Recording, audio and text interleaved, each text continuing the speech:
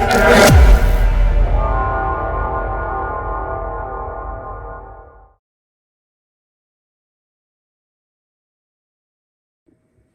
good morning, everybody, and happy Thanksgiving to you. I'm making a little bit of Thanksgiving leftovers, and I wanted to take this time to show you all an alternative method, or probably the more preferred method of making mocha in a moka pot. One of my viewers had commented on one of the videos where I was demonstrating this, where I used the bottom portion of this moka pot on my stove and heated up the water prior to putting the coffee in here and sealing this. And the reason why is not exposing the coffee grounds to a lot of heat up front.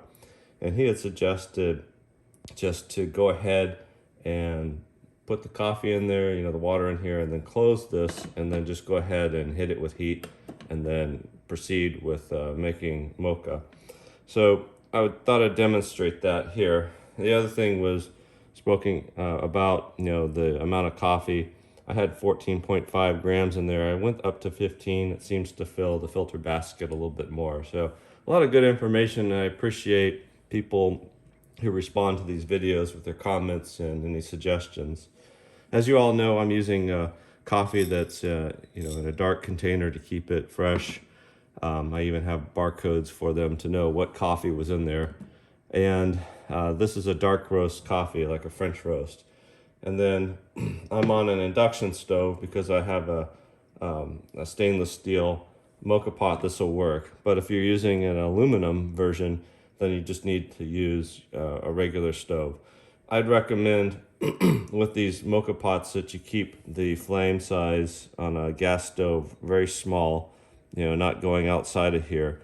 And on a stove like this, where if you're using this on a stove that was non-induction, keep the handle away from the heat source because it gets pretty hot. But with an induction stove, none of those issues are really going to come up.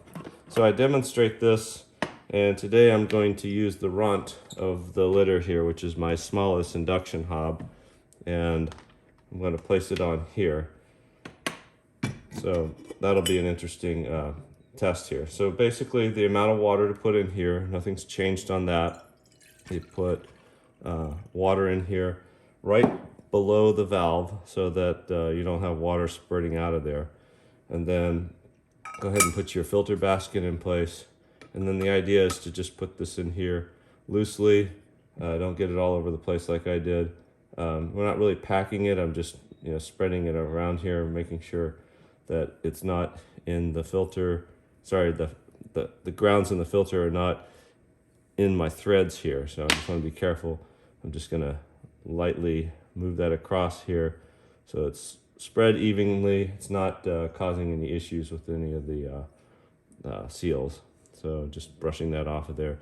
And don't do this on a regular stove where you get it all over the place, because that could potentially cause your coffee to burn. Just so you know, on the bottom side here, there's a filter and a gasket. The gasket's made out of silicone, and that's what prevents the air from leaking out of there, the pressure or any water. So we'll just go ahead and put this on here nice and tightly. So hand tight, not any tighter than that. I'm going to open it so I can watch it to make sure that it's coming out of there. Okay. And then I'm going to hit it with the highest amount of heat possible for a few seconds here. And we'll wait for the water to come up to boil, and then we will slowly extract the coffee. We'll slow that process down so that the water has a chance to go past the coffee grounds a little bit slower, so that we're getting flavor out of the coffee. So just take a second. We've got a massive amount of heat going towards this thing right now. Obviously I can put my hands here without burning them. If I were to put this glass here or a cup, yeah, I can start to feel it warming up a little bit. So keep metal objects away from there that are not that are ferromagnetic. So yeah, this is getting pretty hot. So just give it a chance. Okay, it's coming up to boil.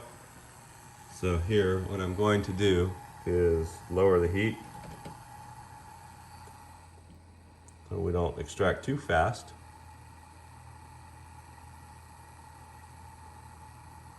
And then just keep it going until it starts to sputter, and that's when it's time to remove it from the heat.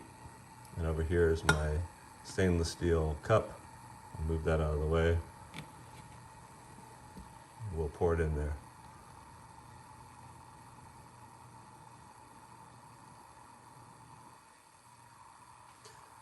I wish I could impress upon you the smell. This smells wonderful right now, but through YouTube, that's not something that's available right now as a service. Smell as a service. Call that a SaaS. All right, so look at that. Looks pretty good. Getting a little bit of a crema on top. And we're starting to sputter, so I'm going to stop it. Close the lid.